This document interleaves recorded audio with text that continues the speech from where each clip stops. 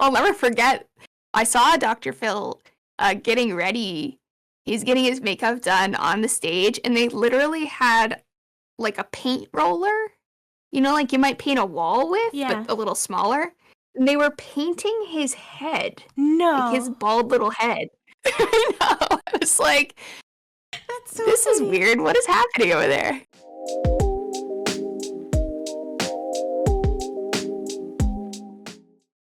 Here we have the amazing Laci Green, and you're one of the old school legends. I didn't mean to call you old, but the old school legends of YouTube. Don't worry, I'm pretty sure I'm older than you. So, but yeah, one of the old school legends of YouTube. Yeah, I'm 30, so. Oh no, I'm actually older than you, but we're about the same age. I'm 31. Oh, okay. Do you kind of want to give a summary for the few people who don't know who you are? Like, do you want to give a kind of summary of what you do online and how you kind of became so well known on the internet? Yeah, in the very, very early days, I started as an atheist YouTuber and was very involved in the religious discussions that were happening in like 2007, 2008. And then I transitioned more to focusing on the problem of abstinence-only sex ed, so I started making a lot of sex ed videos. I would say that's the thing that most people know me for, is my sex ed videos. I did a lot of other media stuff around sex ed. And I also have dabbled in politics. It hasn't really gone super well. I really only wanted to address politics that are related to sex positivity and feminism, social justice stuff. But yeah, I'm sure we'll talk about that, but that kind of was difficult. And so lately I've been talking about internet stuff and sex again. Cool. Full circle. Yeah, everyone loves that stuff. Two great subjects. Who doesn't? It's a little less divisive. Yeah, that is definitely true. So originally, what inspired you to make content? Because you really started when there wasn't really like a meta at that point of people talking about sex or politics or anything like that on YouTube. So what inspired you? Yeah, that's true. Do you mean what inspired me to actually go on make YouTube videos? Yeah. Just from the beginning when you were making your first videos. I'm not really sure what specifically inspired me to start making videos as a whole. I recall my friends and I were talking about YouTube. It was kind of a new thing. Not a lot of people were using it. It was really janky. And yeah, I was kind of an internet nerd growing up. So yeah, I just thought it would be fun to make some stupid videos. So I did. And then I was kind of in a difficult place as a teenager because my family's Mormon and I am not Mormon. And that's how I kind of got started talking about the atheism stuff. It was a place for me to vent and to find community that I wasn't able to find around me. Yeah, that totally makes sense. I want to get into the Mormon stuff, but I noticed that your voice doesn't match your video. I don't know if there's like... Oh, no. Oh, it was like subtly connected there? I don't know if we should do a reconnection or not. Okay, let me try dragging you in and out. I'm not sure how Discord's... Okay. I'll try dragging you in and out. Let me check my Sometimes preferences, a reset too. will help it, too.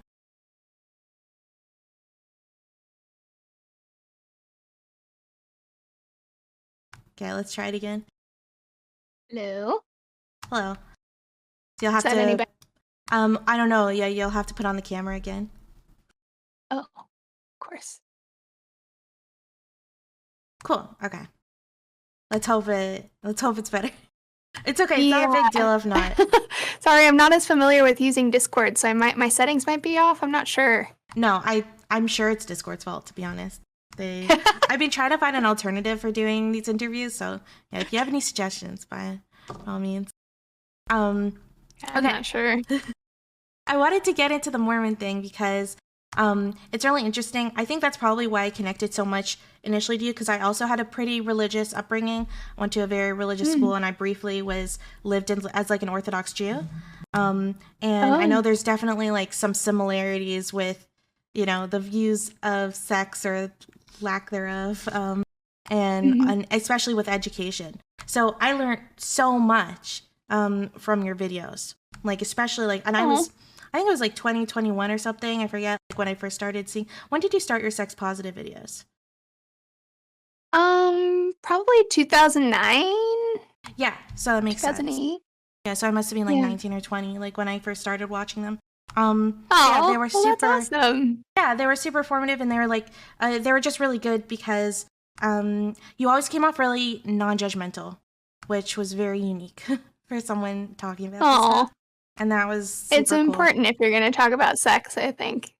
Yep, that is totally true.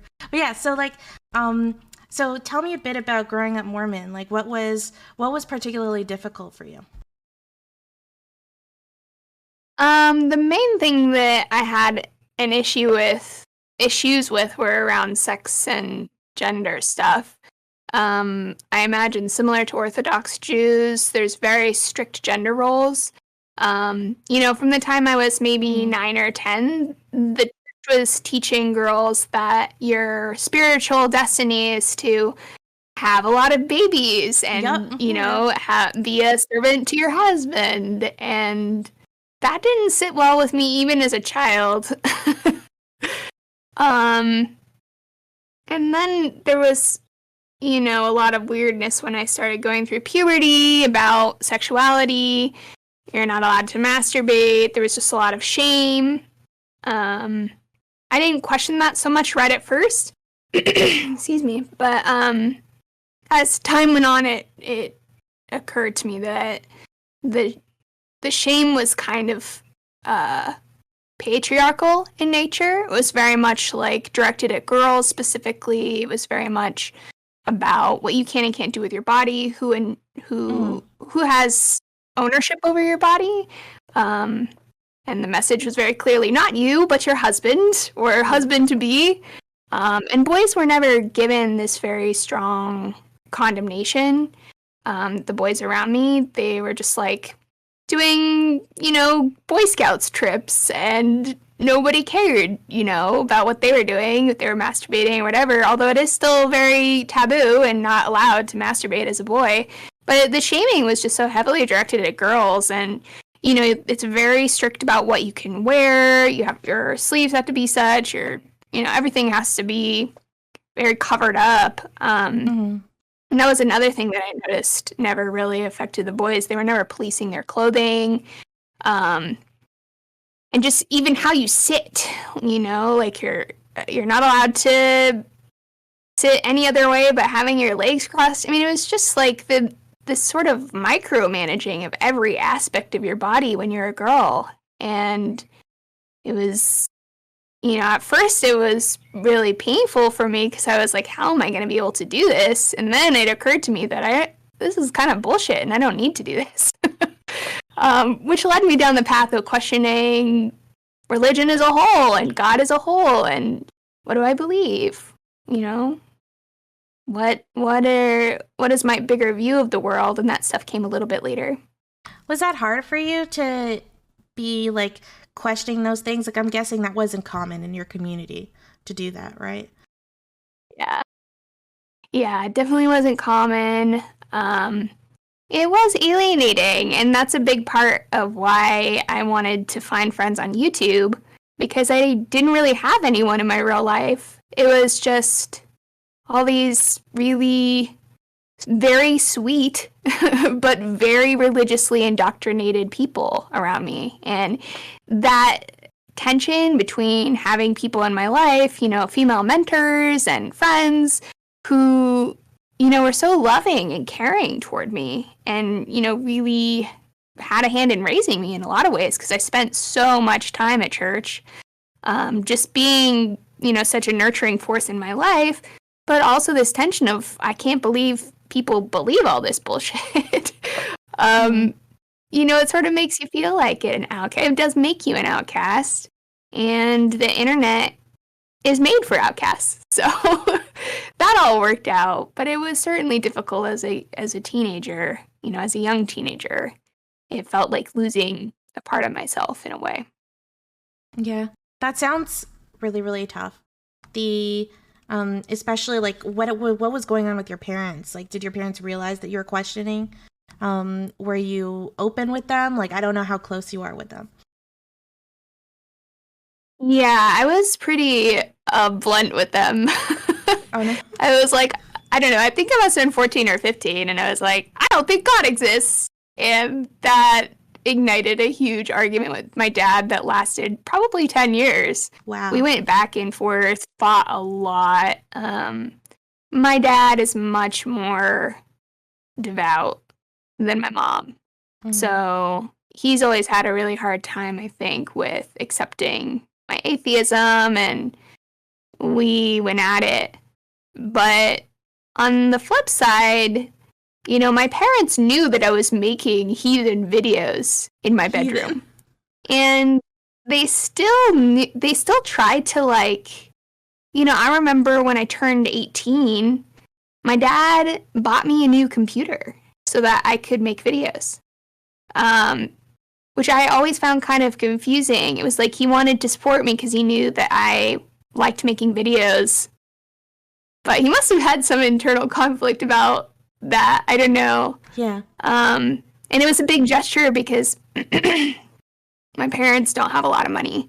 You know, it was a big gift for my 18th, and he chose to spend it on something that would allow me to continue spreading my heathen propaganda all over the internet. So I've always found that kind of interesting, and I wonder if maybe there wasn't a turning point around then where he started to accept that this is who I was, and that he could either continue to destroy his relationship with me or be a supportive dad.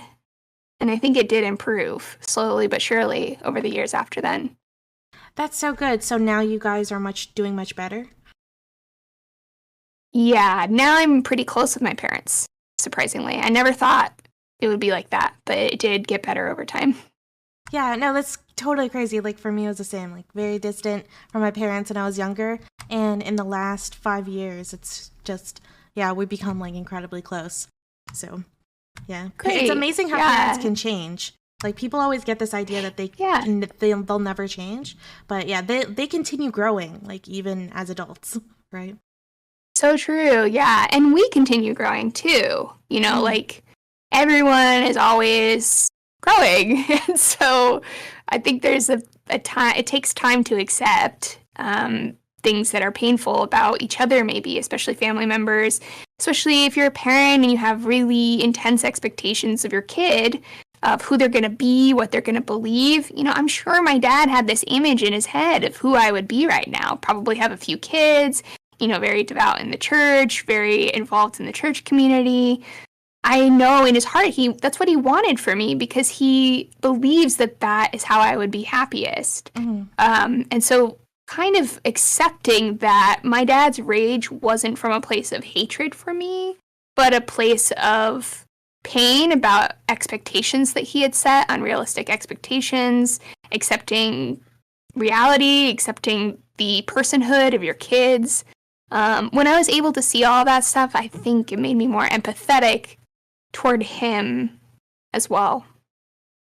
There's something about being a young adult, like when you're in your teen years or your early 20s, that keeps you from being able, like it definitely kept me from being able to see our parent, like, you know, my parents' struggles like that, and just seeing things from their perspective, with that kind of maturity. I guess that's probably why they call it maturity. But it's true. Yeah. But it's definitely cool to have that perspective. What was going back to like your YouTube kind of career? So you're just making videos. And was there one video in particular that just kind of like shot you up? There were a few that went pretty viral, intermittently throughout my YouTubing. The first one was about, I think it was 50 Reasons I'm an Atheist or something. That was the first time I ever went viral. Naturally. YouTube had actually put me on the front page of their website a few times in the very early days. But, yeah, there was the atheist one, and then I also, for the feminist and sex ed stuff, I did another similar video, 50 Reasons I'm a Feminist, that also went very viral. But I think the biggest one that had the most impact on my work was the one I did about consent. I forgot what it's called, but it's like my main consent video. It feels like at the time, there was kind of like this reawakening of, I don't know if you want to call it third wave or fourth wave feminism, especially on like the online culture wars. And then it ends up kind of causing this, or like causing this kind of reaction afterwards by the anti-SJW kind of crowd. And you kind of were the symbol, I guess, of, to a lot of people like on YouTube, of the, I guess, of the quote unquote SJWs, right? Or like the left crowd. But of course, it's weirdly ironic or darkly ironic because you ended up being treated terribly by those SJWs too. Like what kind of happened? Like when, how did you start getting initially that kind of hate online, particularly from, you know, the anti-feminists and anti-SJWs?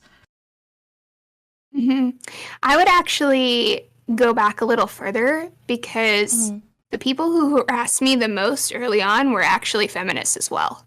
And I think that played a really pivotal role because it made me feel like I had to constantly be proving my feminist credentials to prove that I'm not a bigot, that I'm not a this, that I'm not a that, that I, you know, am an ally in these struggles, and perhaps my ferocity in wanting to be accepted by the feminist community also, you know, incited that reaction that you're talking about with these really anti-feminist types, because it was so emotionally fraught, and I think people could tell how much I cared, and jumped on that. I also, you know, anytime someone has a lot of viewers, they do get a target on their back, and it doesn't really matter what they say or do.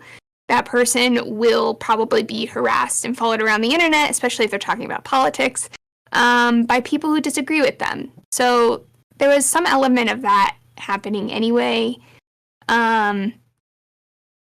But yeah, there was quite a backlash from anti-feminist stuff about everything. About every feminist video I would make, it would just get downvoted into oblivion.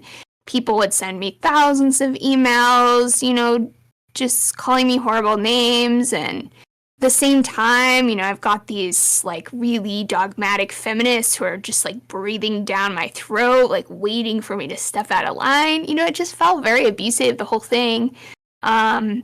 And it made me realize how fucking awful, like, all of these people are. And that's kind of, I think, what led me to be like, nope, I'm out. This isn't a vibe. All of these people are crazy.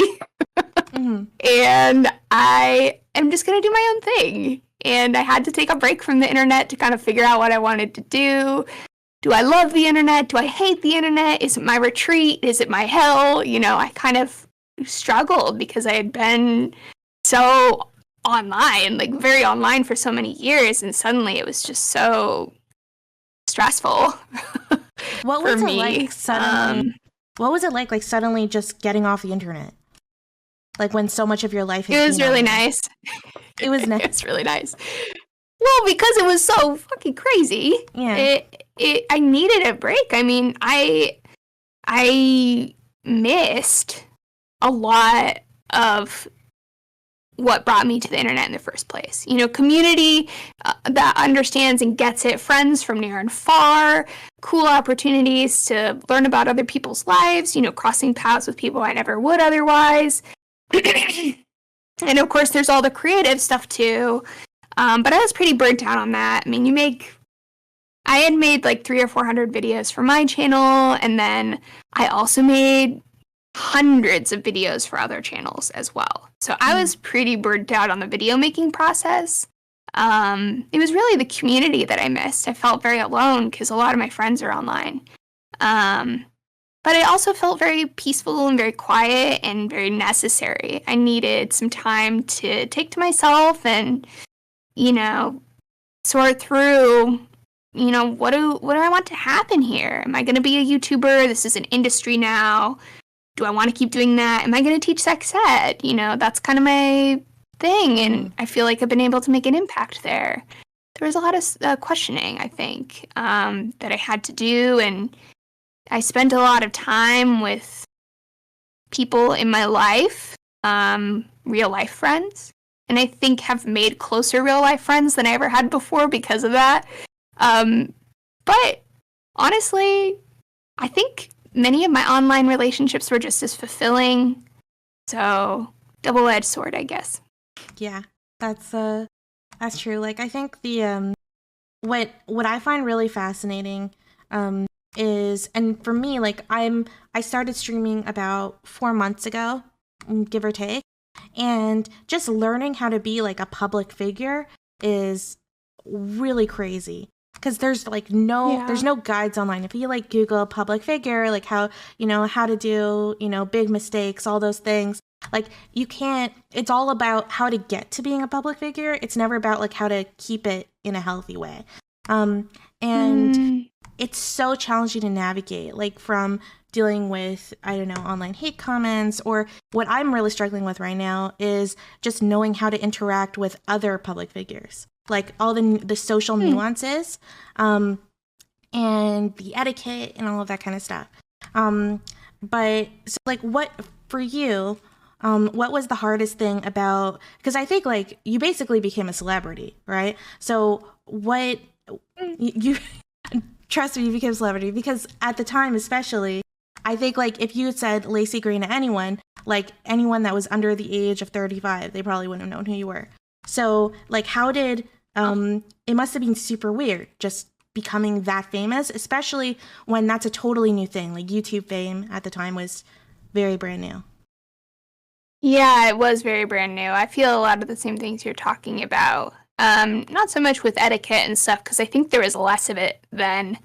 But the main thing for me was always this internal struggle of doing right by my community, doing right by myself, staying true to myself, and, only taking work and making bonds that really fulfill me, and that was surprisingly difficult. I realized that a lot of YouTubers are, and maybe this is jaded, cynical me on the other side of all this, but I think a lot of them are shitheads. A lot of people put on airs. They pretend to be people they're not. They kind of use people. They treat relationships as transactional. And maybe they're nice people. I don't know. But I really have encountered just so many shitheads. Like, it really has made me feel very jaded about the whole environment. I never really struggled as much with the community aspects of it. I guess there was some sense of like, oh, people see me as a representative of this feminist cause or whatever. Like, I need to do that right. And that's a lot of stress and pressure. But the harder aspects for me is kind of witnessing all of the shit that happens behind the scenes. And what kind of stuff? It's not pretty. Well, one of the big ones was all the sexual assault stuff, all of these YouTubers that groom their fans and do really shady shit at parties, and you go there and you meet one of your favorite YouTubers and oh my god, they're macking on a literal child. It's really hard to kind of navigate that world, and especially when you're a YouTuber, people need their community, they need their connections. That's how people are able to thrive and succeed in the platform. And so, you run the risk of making enemies if you're constantly saying, what the fuck, dude? Yeah. But I found myself constantly saying, what the fuck? And so, yeah, it's just like, why are people this way? I don't know. The sexual assault stuff was a big part of it. There's a lot of, like, the way that some people talk about their communities offline, some very big YouTube shows that have been around for a long time, the way they talk about them is so, like, it's like a number. You're, like, literally just a number. It's like they put a dollar sign on their head, like, how much money might I be able to make off this person? It's or just this number of people. Yeah, it's like, don't know. It's predatory. It feels exploitative. There's something about it that feels impure because these people are selling themselves on their authentic personalities. Mm-hmm. And you just see that enough times and you're just like, damn, like, what is this bizarro upside down world that I live in? Like, what happened to the YouTube I used to love? This is crazy. And I still haven't really figured out how to deal with that aspect of it. I guess finding people whose content I really like and, you know, spending time with people in person and trying to feel that out and give people the benefit of the doubt.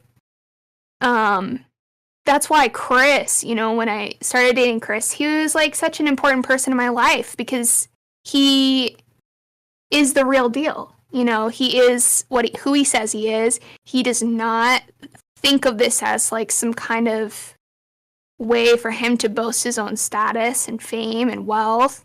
You know, he's a genuine person, and those people exist. They do. But it really is a minority, in my experience. But maybe I've just had the unfortunate experience of just coming across a number of these people. Do you think that that's... I don't know. Do you think that that's something that is probably prevalent for all content creators or just something very focused on like YouTubers?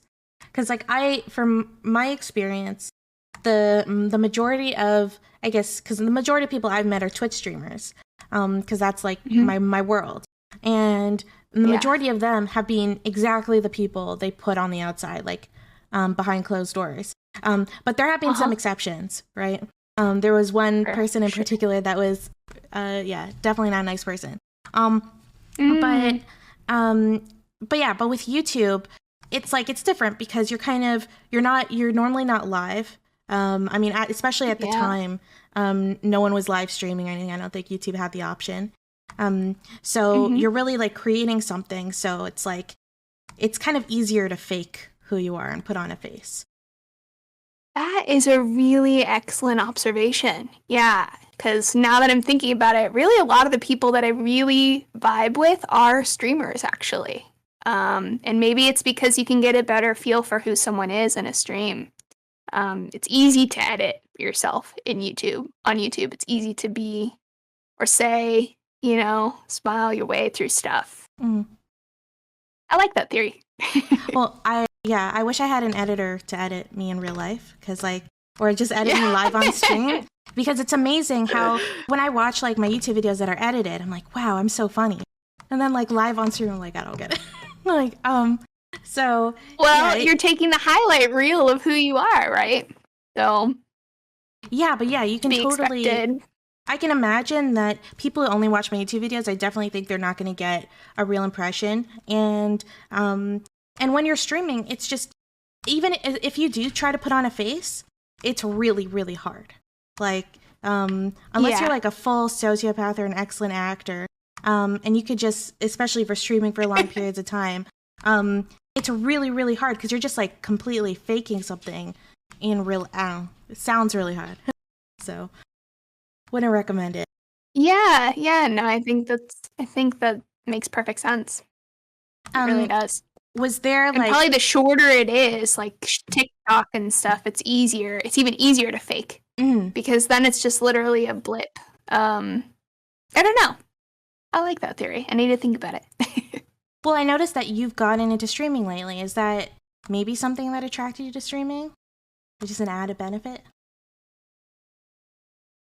Yeah, no, I hadn't thought about that until you brought it up. I got into streaming because I used to stream a very long time ago. I was a very avid streamer on Blog TV, like every single day, did 24-hour, charity marathons. I was all aboard the stream train in the early days. And I loved it. I loved it so much. And when I took this break, thinking, reevaluating, what I want my relationship to be with the internet and stuff, it occurred to me that I hadn't done a stream in a long time because the harassment was so intense. I knew it would just be a nightmare, but maybe if, there's some time for people to cool off and the weirdos to move on, maybe streaming could be fun again. And I was right. the weirdos did move on. Streaming is fun again. And Time heals some I wounds. love that you get to really... What's that? Time heals some wounds. I don't want to say all, but it does heal some wounds. I think especially with internet hate, time can be a big factor. So you've enjoyed streaming? Absolutely, yeah. It seems to really amplify all the things that you really like about like community, because streaming is all about community. Like that's the community's number one, then maybe content. That's cool because you can show up if you're feeling really bad that day. You could still just show up and just tell your community you feel really bad that day, and your community is probably going to be really supportive. If they're a nice community. Yeah, exactly. Exactly. No, it is, you're right. It is all the things that I love about the internet in one place. So it took me a while to realize that, but I'm glad that I did. And, I had friends trying to get me to do Twitch a long time ago, and it was very, very games dominated then. Mm-hmm. In that time, I think Twitch has become more open to lots of types of streams and personalities and content, and actively welcoming of it. It seems like Twitch as a platform wants more people than just gamers to stream. So yeah, I guess all the stars aligned. Yeah. I think it's really cool to have you here. And I was watching your stream. I remember I was watching it when I asked you for the interview, and I was like, it was just so cool for me to get to interact with you, because for so long I'd only seen you in this one-way interaction that really happens on YouTube. And so it's just, it's a really cool feeling. You ended up going back to the early parts of your career. At some point, you kind of leave just doing internet stuff and you start doing, I guess, like what we would consider mainstream media. Like you did some stuff with MTV and Dr. Phil. Like, could you tell me like a bit about those experiences and how you regard them now?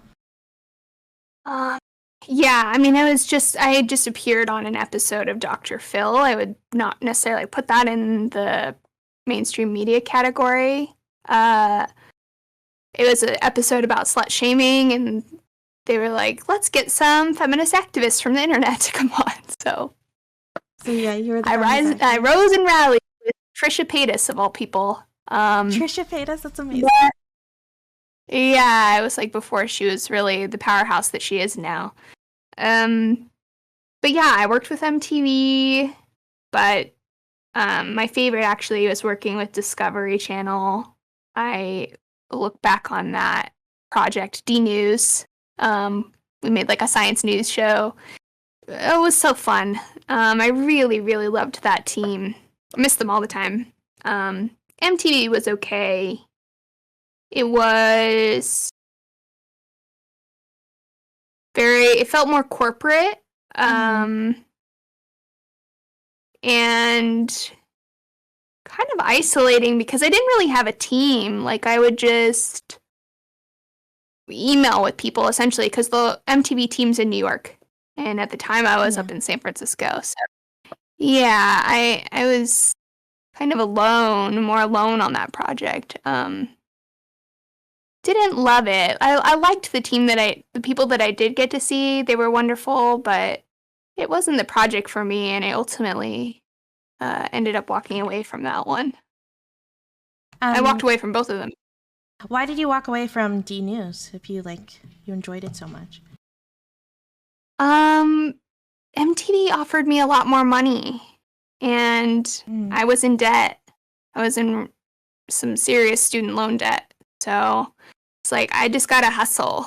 I really appreciate the honesty of that answer, honestly. I think that's really cool. Yeah. I mean, someone comes along and says, look, we're gonna give you a team that's gonna help you make stuff about them. We're gonna support your social justice endeavors, and we're gonna pay you more too. Yeah, you're gonna take it. What I didn't foresee, though, was how different... I knew I was leaving behind a good team, and I told myself that, well, we all live in San Francisco, so I'll still see them. And I did see them, but it just wasn't the same. You're not working together every day.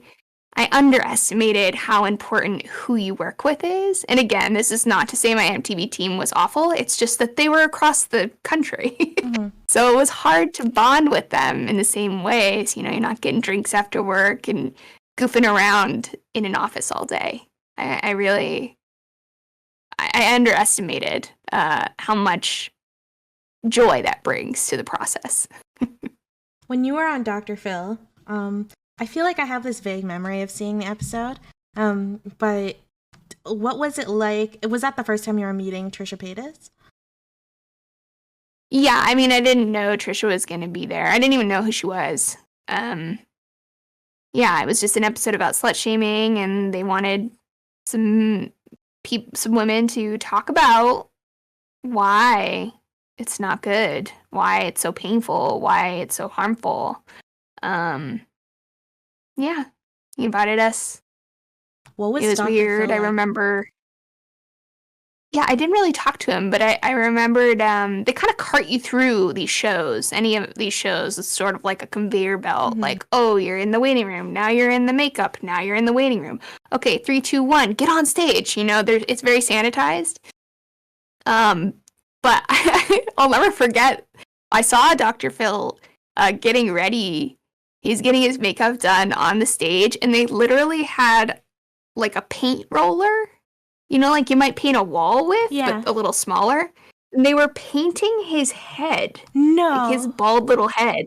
I know. I was like, that's so this funny. Is weird. What is happening over there? It was really goofy. I guess maybe like his head's really shiny or something. So they cover, I don't know. I have no idea why that was happening. Is it weird that I thought, I was like, that must feel kind of nice. Like a paint roller. Yeah, right? Like a little head massage. Yeah.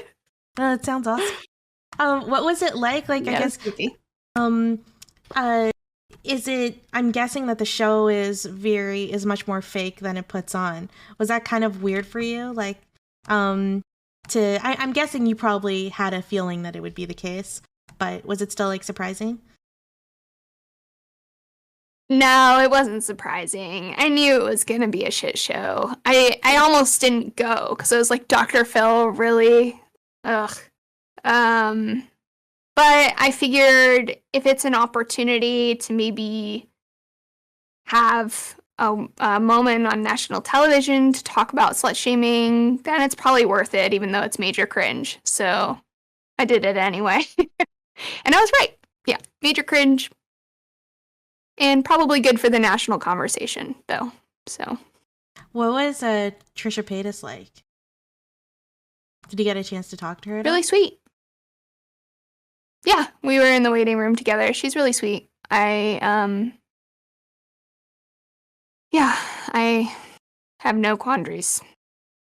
I don't know what's going on online now. I see drama all the time, but at least in that moment, it was nice. It's so hard to know with the drama that's going on with her and I guess Ethan Klein and H3H3. It's so hard to know like what's genuine as well. But I've heard like that most YouTube drama is genuine. But I don't know if that's been your experience. Or have you ever seen like people who get along privately but they put on a face? I don't know, to have drama on the outside for some kind of publicity stunt? That's a good question. I wouldn't say that it's like so explicit, but I have been around creators who, you know, are beefing online but getting along together in a room. You know, like Keemstar, for instance. It's largely an act, from what I can tell. So there's a lot of people who kind of like put it on, if that makes sense. Yeah. Like they kind of turn it up and they lean into it, but it's not so like explicit, like let's do this, we're gonna make them believe this. That wasn't my experience. It was more like, oh, okay, yeah, let's start this beef because we both know it's gonna help us out. When you started, at what point did you really feel, because you said that from the beginning it felt like there were a segment of like these kind of particularly aggressive feminists that were being super critical of you? At what point did that start to feel like really dominant? Like the hate from them?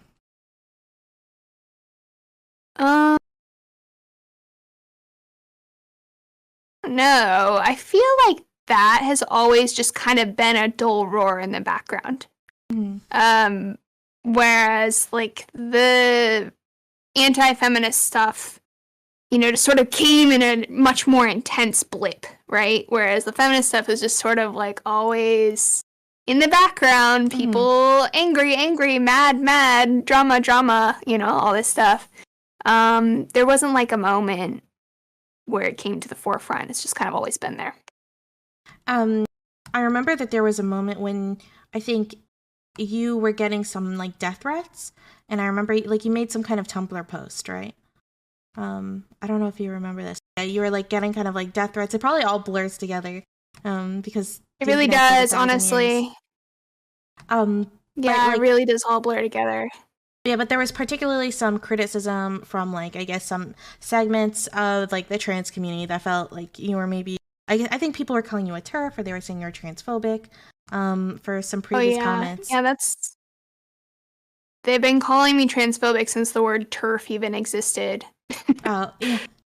So like, what I don't really remember what that was. I had forgotten about that. What was that about?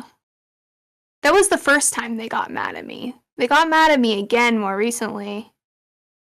What did they get mad at you? Did you read the post? Do you know what it was about? I have a vague memory of it having to do with like using the T slur at some point in one of your old videos. Oh, that's right. That's right. Yeah, they got mad at me because I made a fan video for Chris Crocker, who calls himself that word. Yeah. Dude, I forgot about that. That was extra dumb. That was way more dumb than the more recent stuff. Like, at least the more recent criticism, maybe I can see how there's some ideological grounds for disagreement. But that was fucking stupid, dude. I totally forgot about that. It really fucked me up, though, yeah, because people were so over the top. And it was like, what, you're really gonna be mad about this video? It was just, like, so taken out of context. It was so transparent and obvious that people just wanted a reason to be mad, you know? And I was like, what? Oh, man. I forgot about that. I'm sorry. I'm sorry for reminding you. No, it's okay. It's actually kind of amusing because it feels so wholesome, kind of, compared to stuff recently. Well, what it's like, recently? People... What's that? What happened recently? Like, what was the criticism there? Well, more recently, you know, there's movement within people who, you know, care about sex positivity and sex ed stuff. There's quite a debate about what language to use. You know, how do you describe people's bodies? How do you talk about different experiences? And yeah, I, you know, have maintained that sex and gender are two different things. You know, sex, when we talk about sex, we can use the terms male and female. It transcends humans. It, you know, is a category that can be seen in every animal in the animal kingdom, whereas gender is, you know, more about the traits that we assign to people based on their sex, the assumptions we make, and maybe how they see themselves, too. That perspective used to be largely not controversial, but apparently it is now. So I have gotten in some hot water over that. I don't think that's transphobic at all. I think that it is important to acknowledge that sex and gender are different and that honors the humanity of trans people. It does not degrade them or, you know, reduce people to genitals. It's simply acknowledging that just because you have a dick or a vagina doesn't say everything about who you are, you know, and that's kind of important to feminism. Yeah, that totally makes sense. I remember you once tweeted that at this point, TERF is a meaningless term, which and like a witch hunt designation for feminists who think sex is biological and gender is social. So do you still agree with that? Mm-hmm. I mostly agree with that. I think the TERF term is thrown around way too much. And just like Nazi, if you're just going to call everyone who disagrees with you a term, you take away the power and meaning from that term. Mm-hmm. So I still agree in that sense, but I do think there are real so-called TERFs. Yeah. Just like I think there are real so-called Nazis. Those people do exist, and they are not good people. But calling everyone who has a slight disagreement of like, how should we classify these terms? That's a legitimately complicated question. If you're gonna, I don't know, try to go after anyone who wants to have a discussion about it, takes away the legitimate, it makes it harder to call out the actual TERF stuff. Call out actual transphobia and people who really do not see the humanity of trans people, who don't think that they're the gender that they, live in their life, who legitimately want to minimize or ignore that. That's a real thing. I see it online. It's disgusting. When you lump people like me in with that, that's bullshit, but you're making it harder for us to identify what's going on.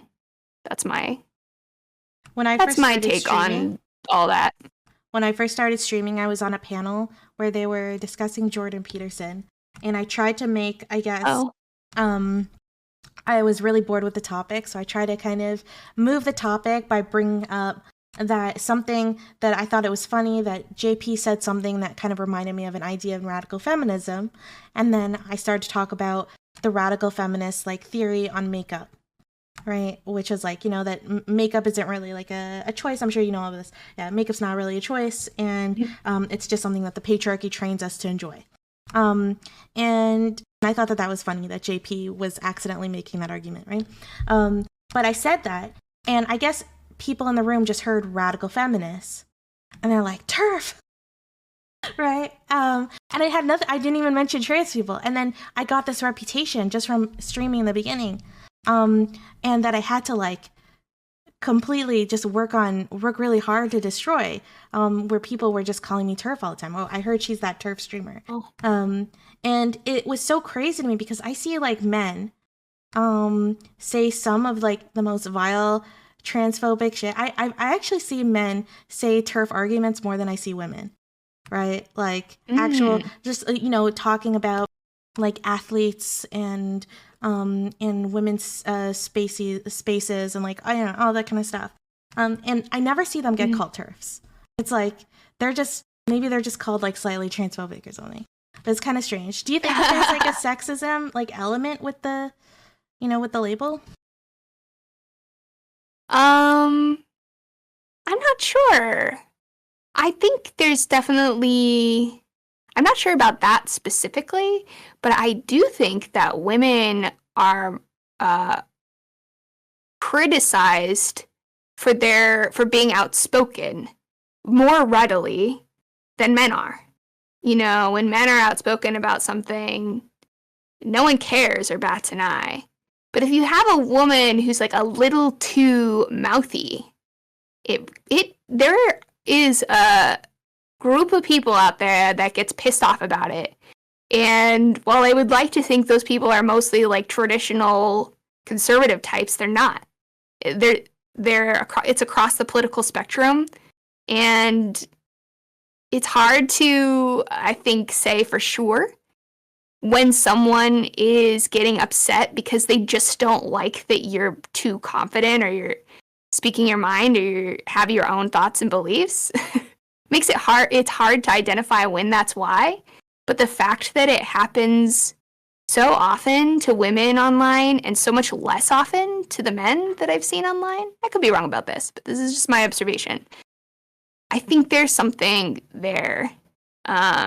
And that there is a type of sexism that is a little more covert, it simmers under the surface. It is steeped in our beliefs about what women should be able to say, how women should act. We believe women should always be very likable, amicable, smile, be nice, be kind, don't push too hard, don't ask too many questions, don't be rude, So when women break that boundary, there's more social consequences for it than when men are kind of assholes, you know? And you see all the political commentators on YouTube, like probably 80% of them are men. Same thing on Twitch. 75%. I don't know. And nobody cares that they're being an asshole or they didn't consider someone's feelings or, you know, whatever. I've been talking about that dynamic online for a very long time. I think my earliest videos were about that because I just felt like everything I said, there was some group of men that had to come call me a bitch and tell me I'm a slut and shut up and get in the kitchen and all this stuff. You know, very overt misogyny. But I think it can operate more covertly as well. There were some people who were really, really rude to you. I remember like Sargon made like a few really nasty videos. Like what ended up, and then I heard that you guys made up or something. Like what ended up happening with that? Yeah, he made all those videos and sent his little drones to harass me for years. And it's very traumatizing, all of this. I really don't remember specifically, but people were threatening me and blowing up my email all the time, blowing up my comment section, blowing up my Twitter. You know, it was really impossible to get away from his angry little mob online. And this was before YouTube had a harassment policy. I don't think he could do that at this point.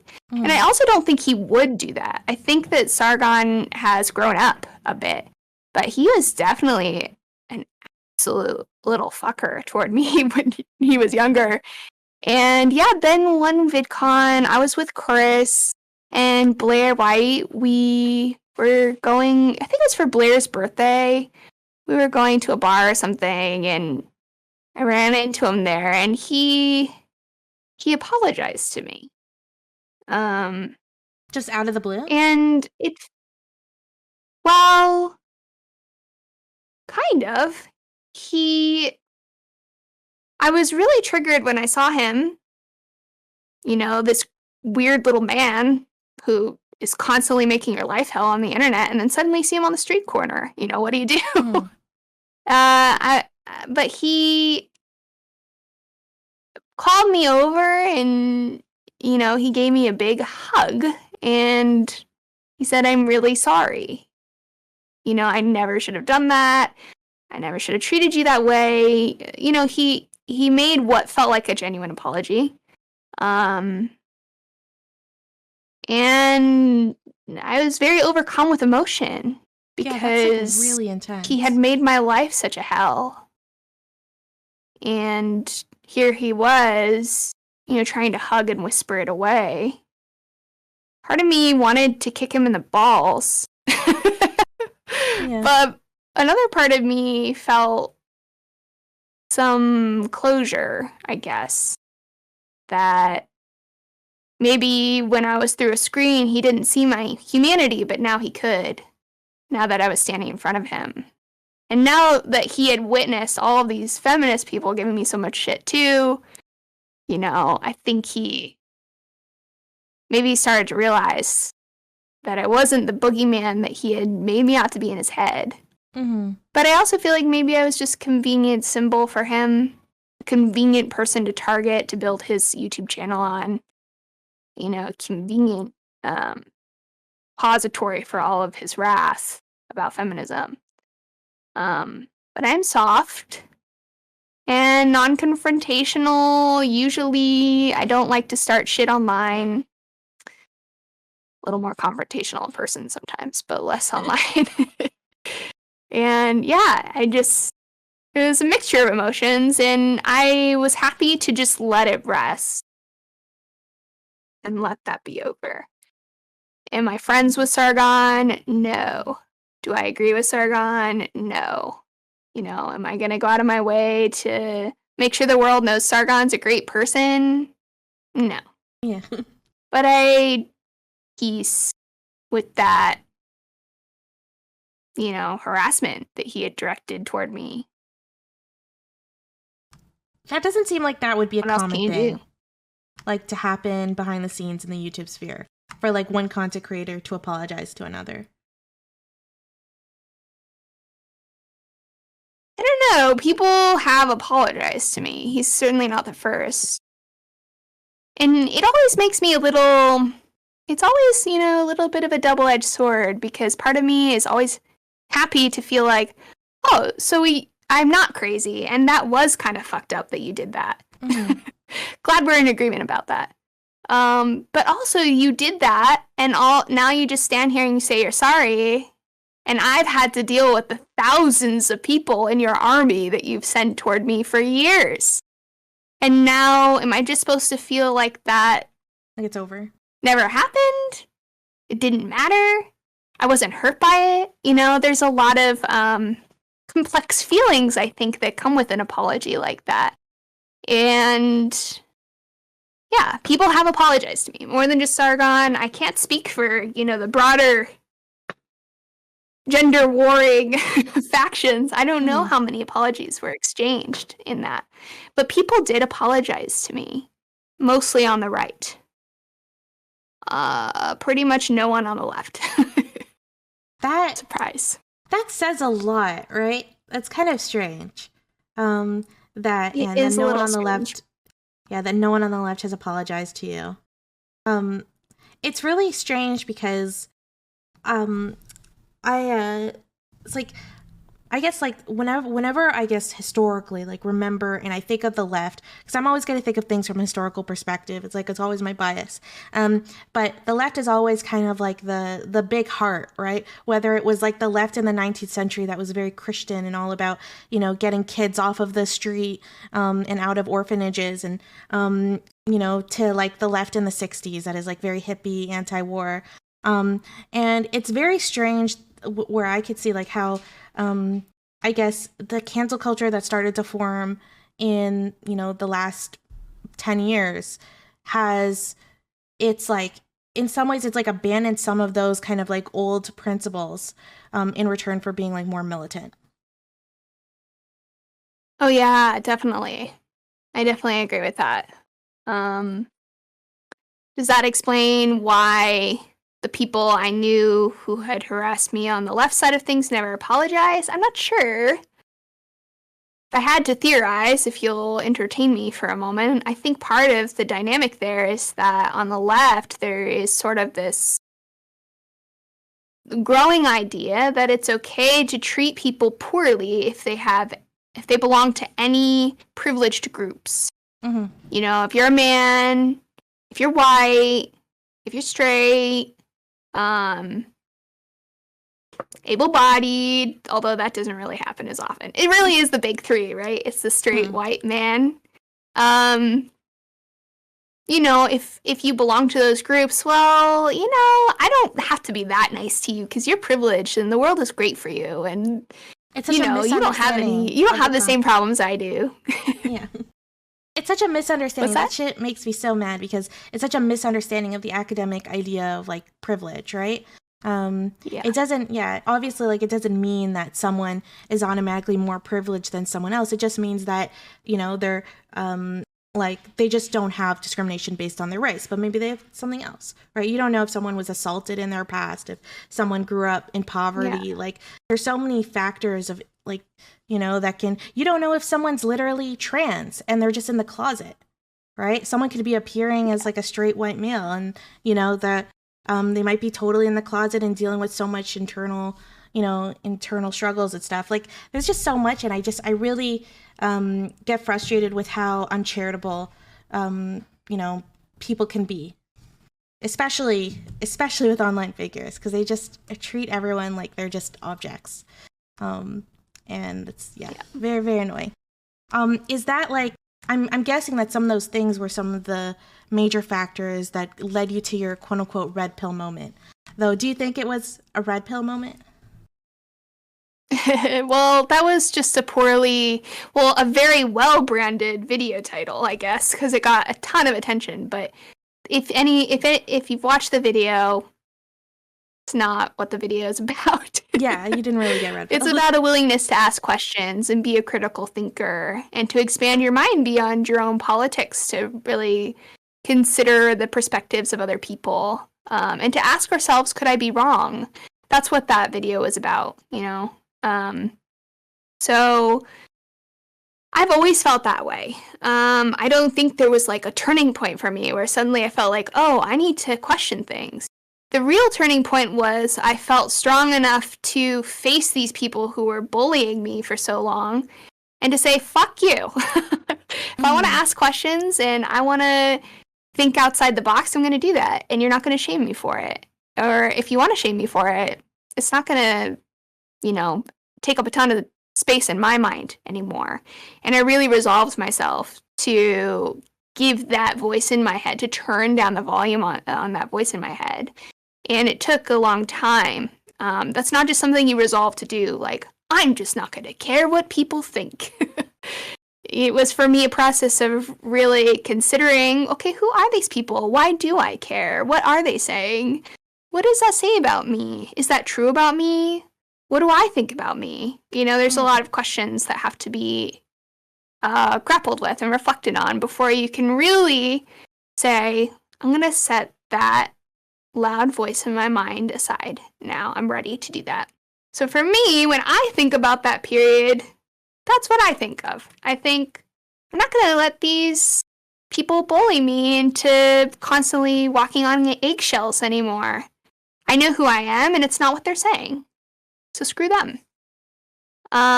So it wasn't you changing your mind? Like you really were, your politics were still, I guess, your average. You were still like a feminist. You still believed in all those original kind of values. It was just, you know, about not following that straight line that everyone else like had set out for you. Yeah, and I'm not gonna recite or pretend to be, you know, some kind of chastising feminist figure. That's not who I want to be. And I want to be able to ask questions. And I think a lot of these issues about sexuality and gender are very complex. And they deserve our conversation. They deserve our serious contemplation rather than a prescribed, this is what the problem is, this is why the problem's happening, and this is what needs to be done about it. Those are really big questions. Like, we need to be able to have conversations about them. We just do. Because otherwise we risk setting things backward, you know, regressing. And now I do see, you know, some regressing that happens. Stuff that masquerades as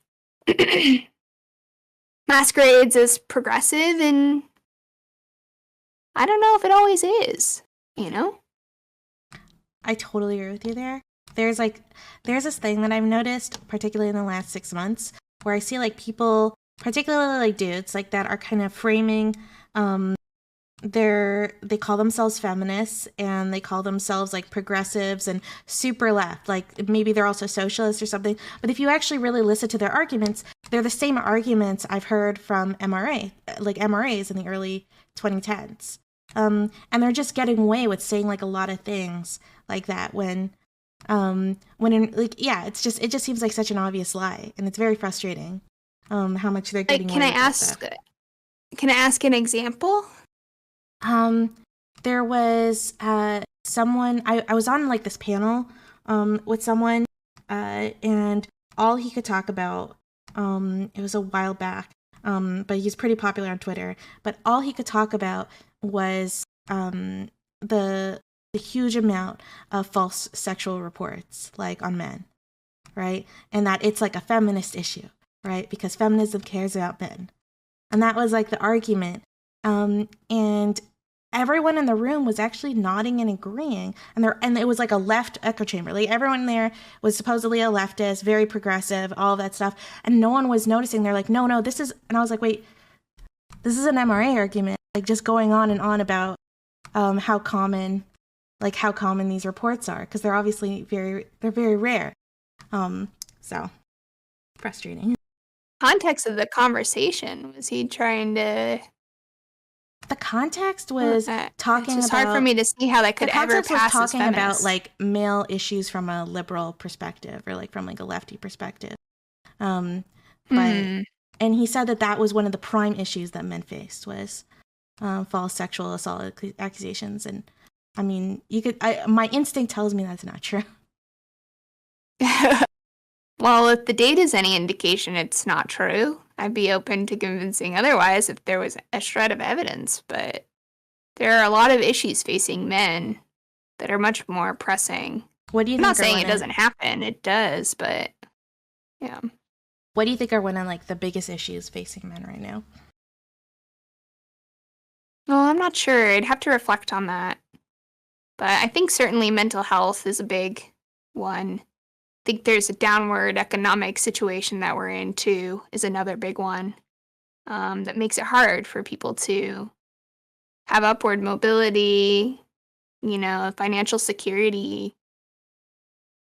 I tend to center my analysis these days more around class because I think it is one of the biggest problems that in our generation. It's huge, and people talk about it a little bit here and there online, but there really isn't much organization considering the widespread consequences of the growing wealth inequality in this country and the growing exploitation by a very small handful of people.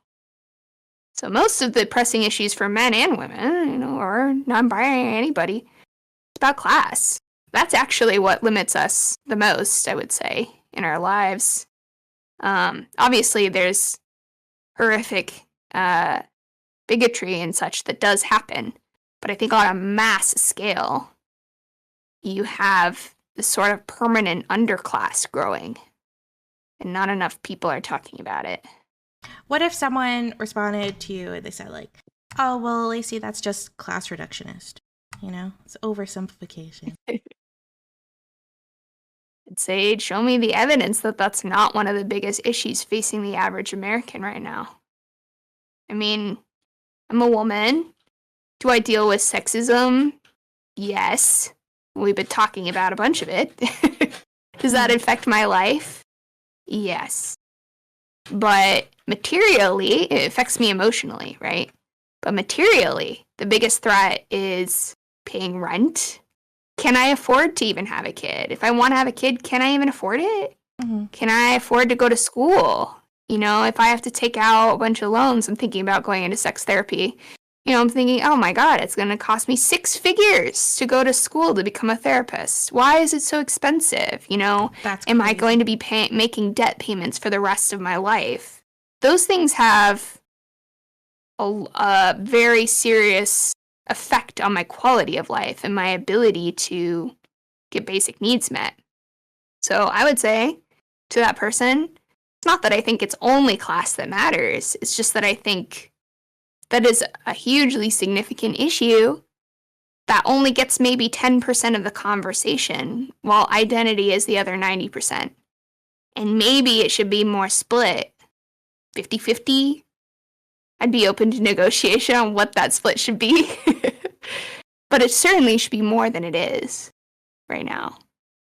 I think you even see it with the pandemic. Like, the pandemic just, people ask, like, we're talking about, oh, like, the disease is, like, coronavirus is the great equalizer, but it's the opposite, right? Like, disease is actually really, or any kind of illness, like, really just demonstrate the huge consequences of those big class divides, because it's obviously the people who are the poorest that are more likely to die of COVID. They're more likely to get COVID. And all the factors associated with that. Like in Canada, we when we rolled out the vaccine, we rolled out specifically to prioritize people that are more technically at risk, particularly poorer people and stuff. Even though we still have dropped the ball on that rollout. It's been very frustrating. Like, how has the pandemic been for you? Has it been a tough time for you? I mean, I've always worked online, so I didn't have to deal with the same issues that most people did. It was hard in the sense that, the people around me are struggling. This is not their way of life. They don't just lock themselves in their bedrooms all day, and that's normal.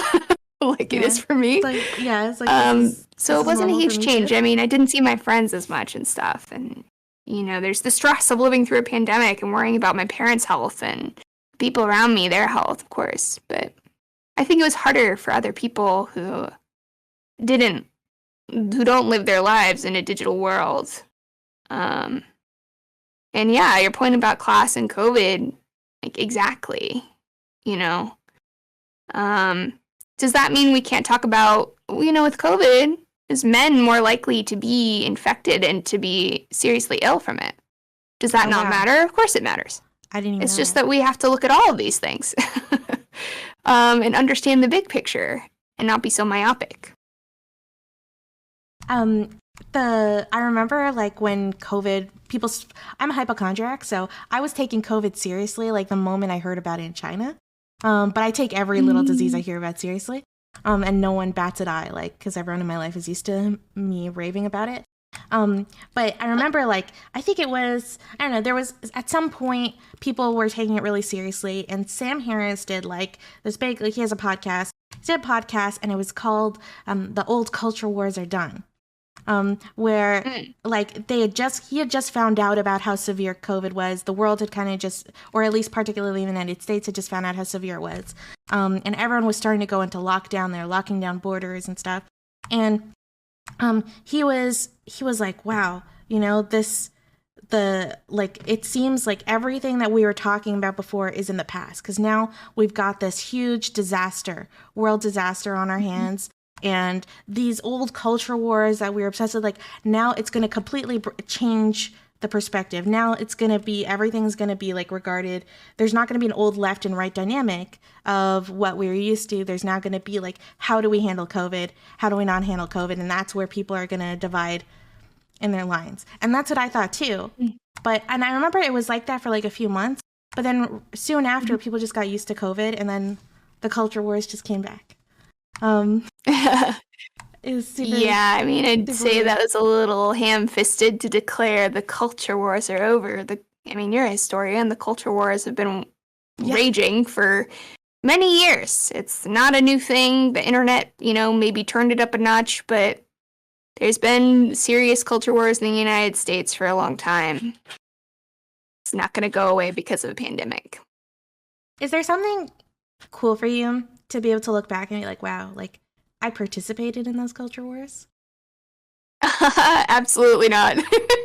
Pretty cringy, actually. Do you mind if I let my dog in? She wants to come hang out with me. Of course not. Yeah. Just 1 second, sorry. Sure.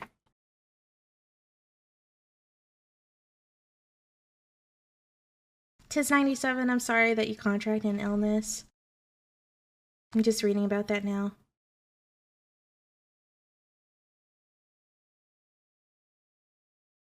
Sorry about that. I feel bad leaving her alone out there. That's fine.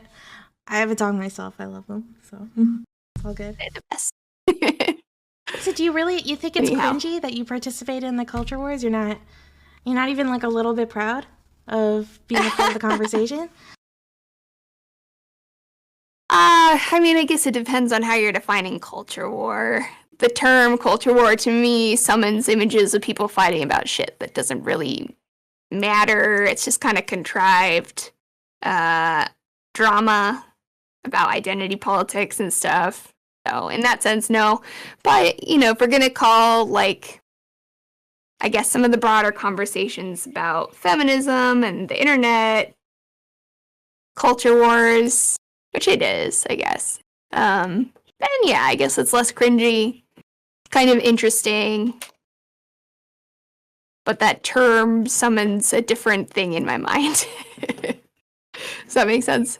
Yep. No, it does. In a way, I guess, like the culture war that was so prevalent on YouTube and online and stuff, if there was obviously there's more, culture wars are still going on right now. There's a new version. But in a way like that one, it feels like the SJWs won. I don't know, like that's my perspective. Like if there was a winner, it was the SJWs. Would you agree with that?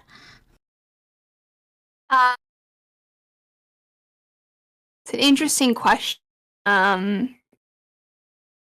Yeah, I would say they did. at least in the halls of power. I don't think maybe they won over, the woke stuff is everywhere now. Maybe they've won over public opinion. Or maybe they just made everyone too scared to disagree. But it certainly seems like this stuff is much more mainstream now than it was 10 years ago. For sure. There's like feminist t-shirts at Urban Outfitters, right? It used to literally be like the most stigmatized thing you could call yourself on the internet. Yeah, 15 Taylor years Swift wouldn't ago, call herself a feminist. I remember. Yeah. Yeah, it's trendy now. So do you think it's a good thing or a bad thing?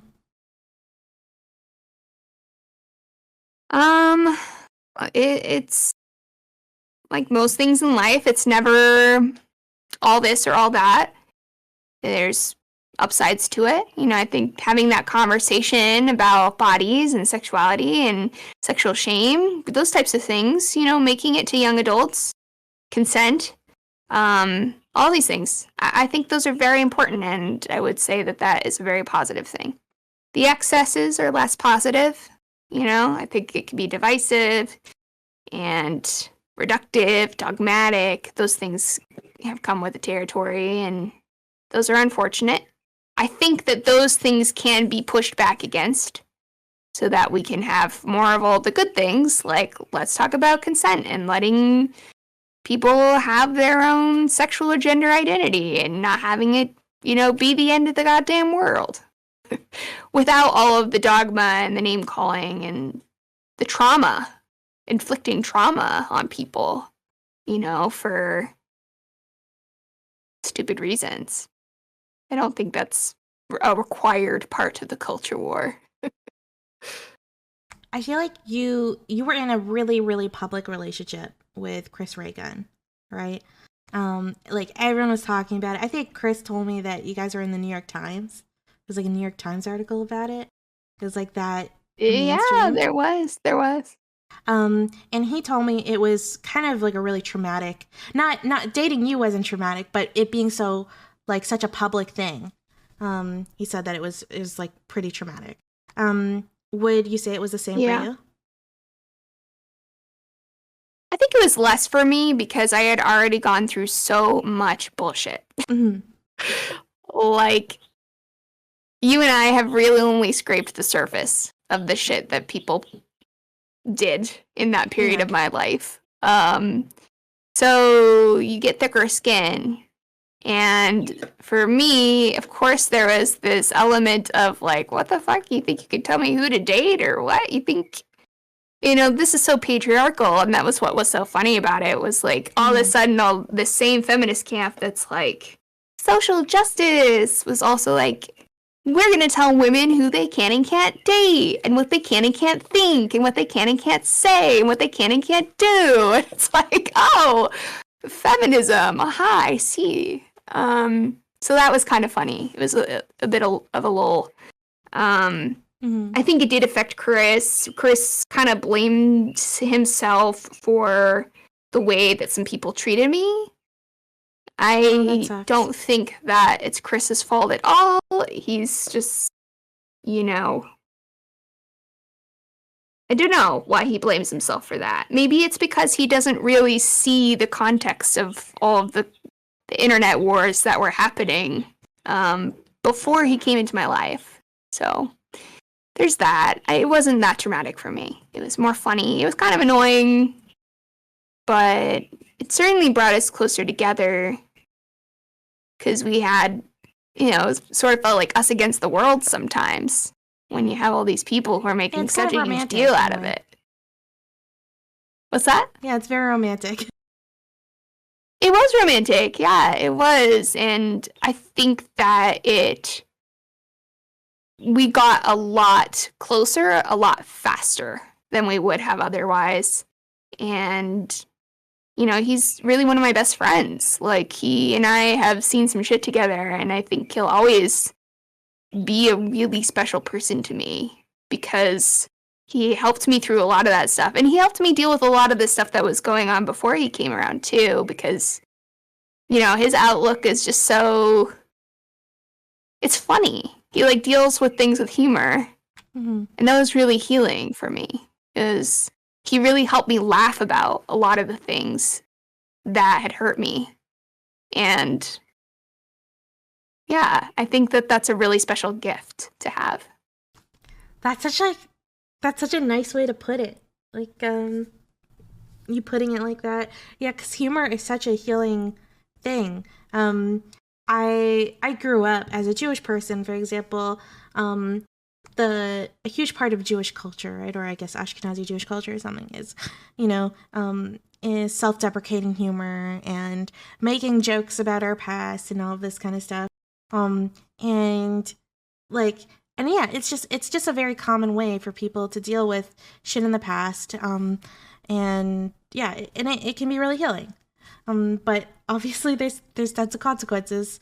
People are getting very frustrated, or they're being very strict with certain types of humor, because obviously it can hurt someone else in another kind of damaging way, potentially. So when you were dating Chris, right, like, he told me that you guys didn't intend, it wasn't like you never made this intention to make it public or something, you just weren't really thinking about it. Did it kind of dissuade you from wanting to have a public relationship again? Or are you totally chill with it now? I don't see the problem with it. I think it was fun. I had fun. And I think that a lot of the community that is still with me now after all of this shit, I think those people saw the fun in the romance and, the sort of silliness of it all, too. So I don't have any...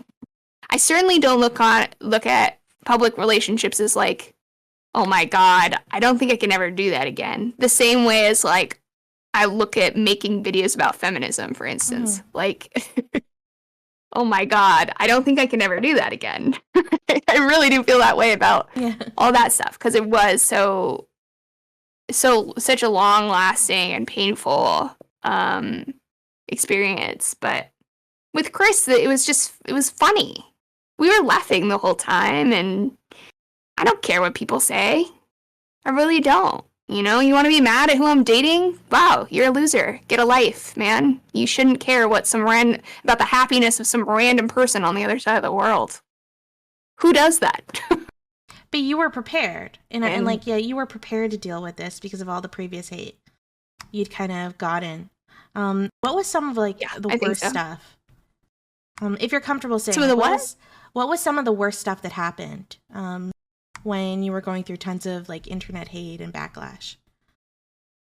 I think just the persistence of the constant barrage and this feeling of not being able to constantly worrying about, oh, if I say this, then the anti-feminist people are gonna claim I'm saying XYZ, when that's not really what I'm trying to say.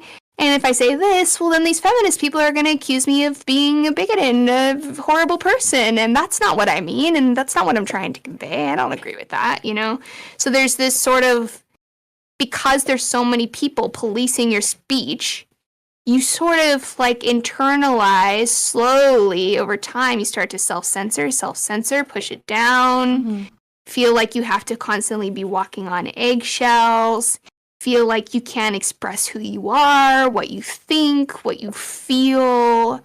There's this sort of slow tearing apart of who you are, this unpersoning feeling, and staying true to yourself through that is very difficult. And took a lot of therapy.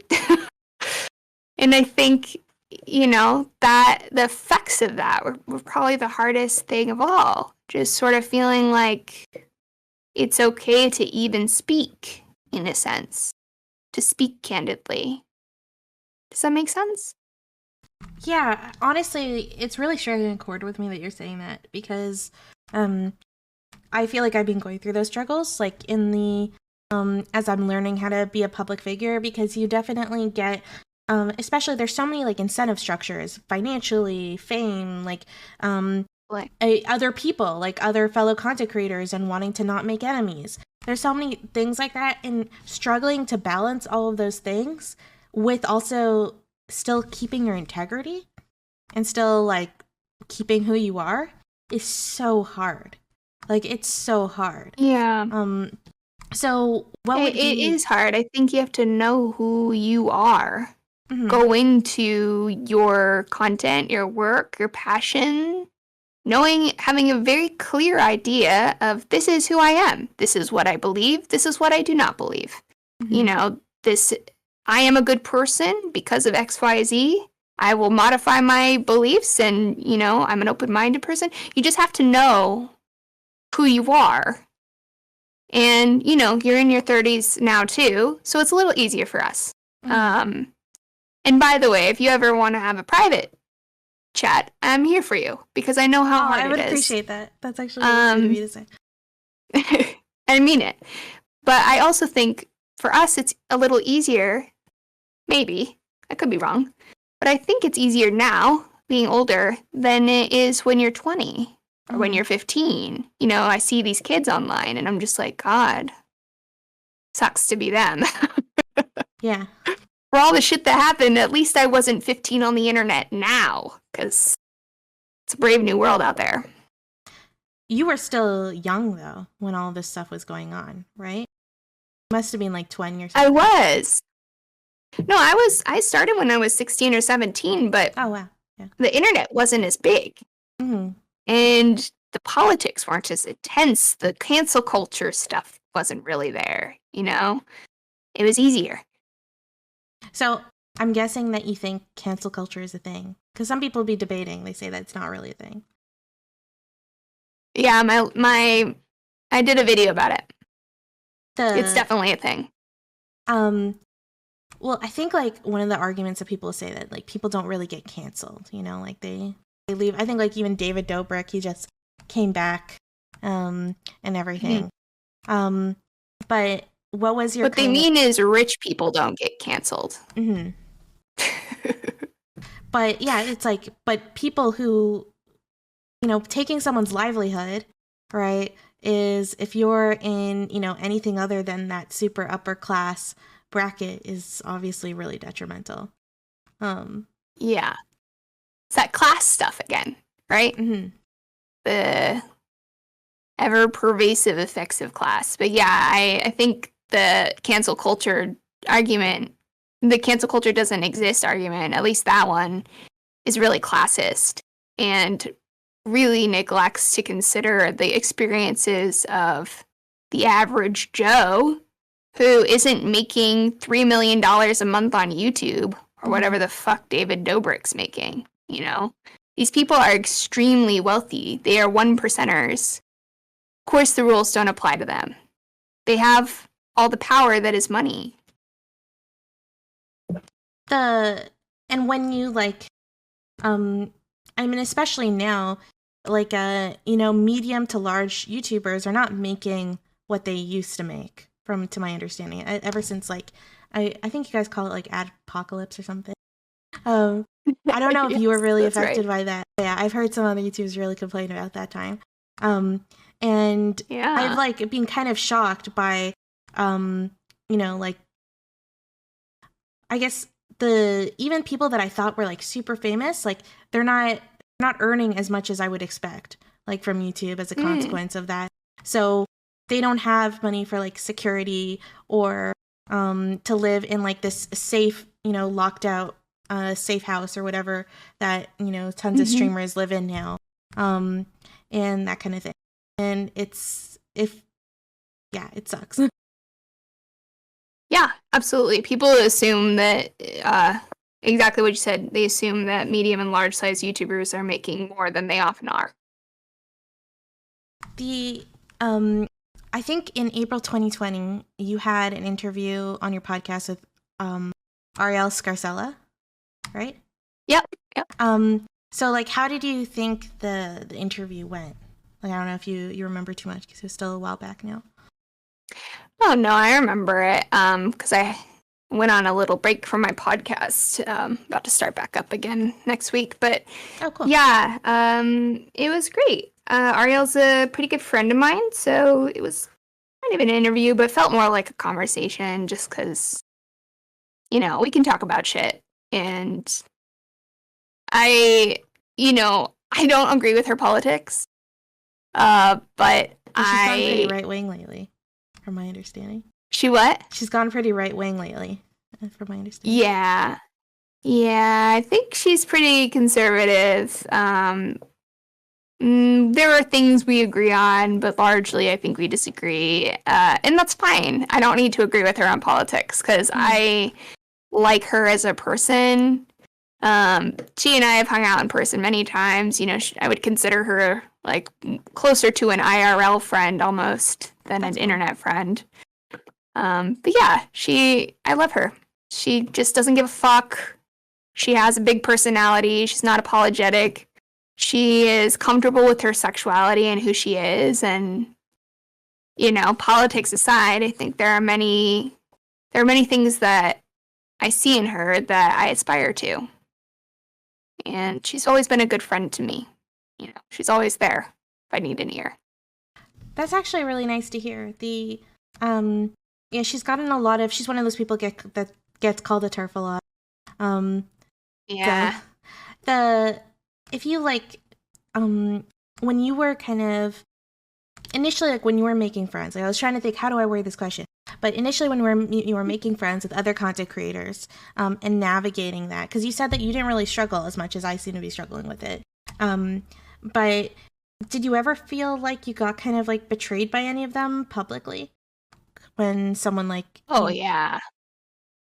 Do you tell me about one of those instances? Name names. Yeah, you don't have to name names, but you could just describe something like that. There was a good friend of mine, several good friends, in fact. Ugh, yeah, it really sucks. But there was a good friend of mine. She and I had become pretty close. We had both moved to LA around the same time and loved to geek out about feminism stuff. She definitely fell into the more dogmatic feminist camp. And we would talk a lot about gender because she was transitioning. She wanted to go to, she and I both started doing kickboxing together at a women's gym. We were kickboxing partners for quite some time. And yeah, we just bonded a lot. And I consider her a close friend. And when the red pill drama stuff hit, she didn't even hit me up. She just went online immediately and started saying a bunch of shit that wasn't true. And, it sucked because this particular person has been harassed into oblivion about her feminist videos. She's a YouTuber. And, it's really unfair the way that people treat her, and it's really fucked up. It just really, I felt a lot of pain for her and tried to be a good friend to her and, remind her that there are nice people on the internet too, and not everyone's a total asshole, but then she goes and turns around and does the same shit to me that other people did to her. So that was... You gotta laugh at it, because it's just what the fuck is wrong with people? Okay. You do that. And I'm sure in her mind she justified it somehow, right? That maybe she saw you dating him as a betrayal or something like that. I don't think did she criticize Chris? I'm not sure. I don't even remember what she said. I just remember thinking, really? The fuck? It's weird that she wouldn't come to you with those criticisms first, privately. Exactly. That's something that I think... There's a really good book called The Rise of Victimhood Culture. Have you heard of it? No. Oh, okay. You should check it out. You might be interested in it. It kind of tracks I might do a video on it in the near future, I think, because it's really interesting. It tracks the change in moral culture over time in the United States. And one of the facets of a victimhood culture is that people air their grievances in public, versus a more dignity culture, as they called it, where, you would talk to the person that's caused offense in person and try to resolve it, amicably between you. So part of victimhood culture is airing your grievances to the public first, and that's been facilitated by social media, obviously. So, a lot of people do that. They don't know how to have a real conversation. I think they don't know how to have difficult conversations. They don't know how to express, if I had hurt her in some way, which I like to think that I certainly wasn't trying to hurt her if I did. I wish that she, had felt that she could just talk to me about it, and known me well enough to know that I wouldn't have, that I would have listened and I would have cared about how she felt. But when you bypass that conversation, when you feel like you can't talk about her or whatever was going on there, or maybe you get, performative social justice points for, piling on me online, that's certainly part of it. It's hard for me to care at all about what you think. Because to me, it shows a lack of character.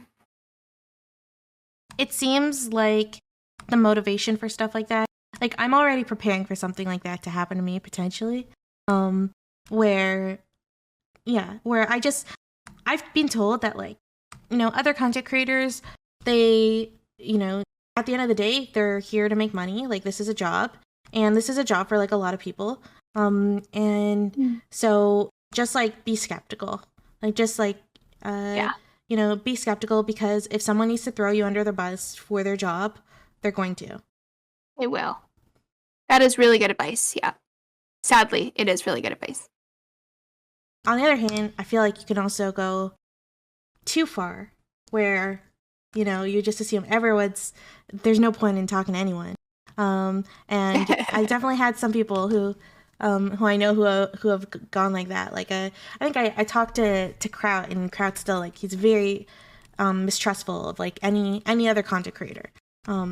And I don't even think he minds me talking about this. Like, yeah, he's just very mistrustful of anyone else, because he just thinks everyone is always going to betray everyone, and that's that. And I'm always thinking, wait, what? I'm not going to. What the heck? Which I'm sure everyone thinks. Like, they always think they're not going to be that type of person, but when push comes to shove, who knows, like, what happens? Yeah. What would be? It's very self-aware of you. Thank you. I appreciate it. I have many bad qualities, but one thing I have is that I'm self-aware. What would be, like, your best, like, your primary advice, I guess, to all the people who are new content creators, that are, like, part of, I guess, I don't want to call it, like, a new generation, because, like, yeah, you and I are literally the same generation, but that are part of, like, the new kind of wave of content creators, like, moving into this space. Because you're kind of like a veteran. You've gone through a war, you've come out of it, And I mean, when you put it that way, yeah. You've built armor, and you've learned a lot of lessons. So, yeah, it's I want to steal your knowledge. I would reiterate my earlier point about knowing who you are and continuing in that process of knowing who you are. I know that sounds vague, but I think it's really important. It would have helped me a lot to be confident in who I am, but it's easier said than done. Mm-hmm. Do not let people bully you, and do not bow to a social media mob. That is a reflection of them. Don't let them decide your narrative. Don't let them decide what's true about you. Speak your truth, and do so without shame. These people are little rats. They feed on pain. They feed on drama. They feed on suffering. Don't indulge them. Because they'll just eat you alive if you let them. You have to stand strong in the face of that stuff. Take care of yourself. That's advice that I give to everyone, whether they're creators or not. It's important to take care of ourselves. No one else will do it for us. You need a break, take a break. It's the cardinal sin of YouTube to not upload. Well, I went 3 years, and it was fine. Do I have the same momentum that I had before? No. Have my views fallen? A little bit, yeah. Is my community smaller? Yes. But look, this is an opportunity for me to kind of reestablish and feel refreshed and take a direction and do what I want to do and kind of let go of some of that garbage. Your career will not be over if you take a break. Mm-hmm. I feel like that needs to be said, because the capitalist forces that be want us to just be constantly cranking out stuff 24 hours a day, 7 days a week. Otherwise, what are you doing? You're lazy. You're no good. You don't deserve this, all this stuff. But it's okay. Take a break. It's important. This is your life. You only get one.